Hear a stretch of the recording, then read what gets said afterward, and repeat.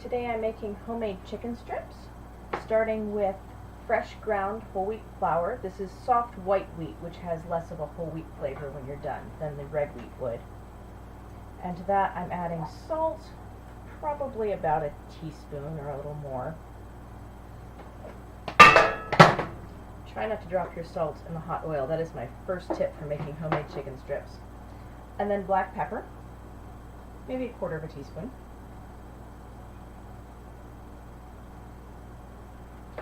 And then maybe half a teaspoon of garlic powder.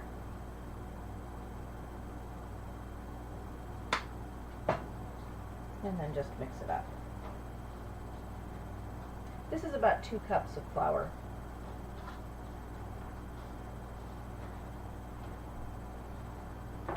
And then my chicken strips, I usually buy the bone-in chicken breasts and cut the bones off and then cut them into strips myself. Apparently you can also buy, I don't remember what they're called, but it's already cut into strips for you. If you're cutting them yourself, just make sure you cut them small enough that they can cook through in a reasonable amount of time.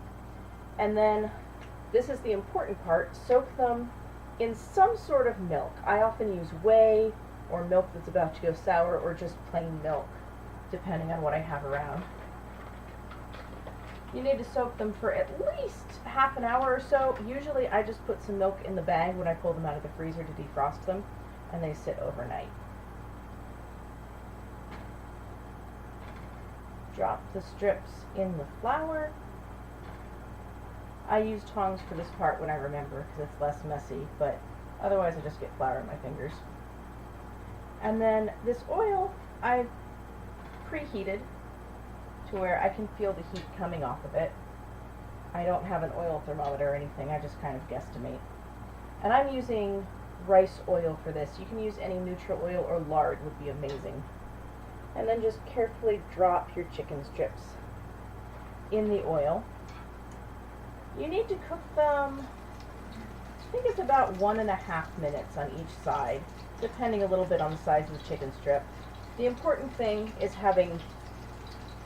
being able to cook the chicken through without the breading getting too dark or crispy. And because these have been soaked in milk, the flour sticks very well and makes a really nice even breading. This is also the secret to fried chicken, is soaking the chicken either in milk or brine, depending on which camp you belong to.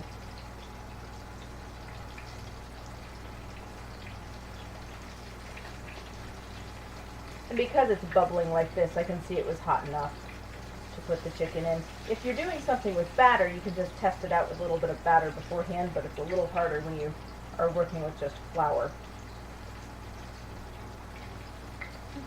And now that I've got the pan full, the first one's about ready to flip over. It's a nice light golden brown and holding together well on the breading. You can serve these with homemade ketchup or homemade barbecue sauce based on your homemade ketchup, or mix together your favorite mustard, half honey, and just a little touch of apple cider vinegar in there is also quite nice. Or you can serve them with ranch dressing. There's really a lot of options here. Alright, at this point the first ones I put in are getting nice and crispy on both sides. These are probably the lightest you want them to be. They can get darker than that and still be really good. The important thing is seeing that the chicken is cooked through.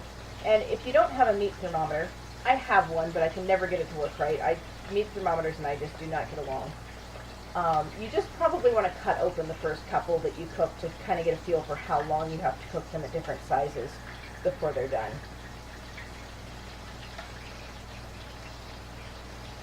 And I like to put them on paper towels or napkins on a cookie sheet or pizza pan, and then keep them in a warm oven while I'm waiting for the rest to cook.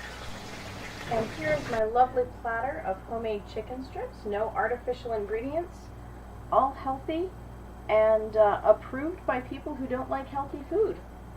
So I hope you enjoy. They're a lot of fun.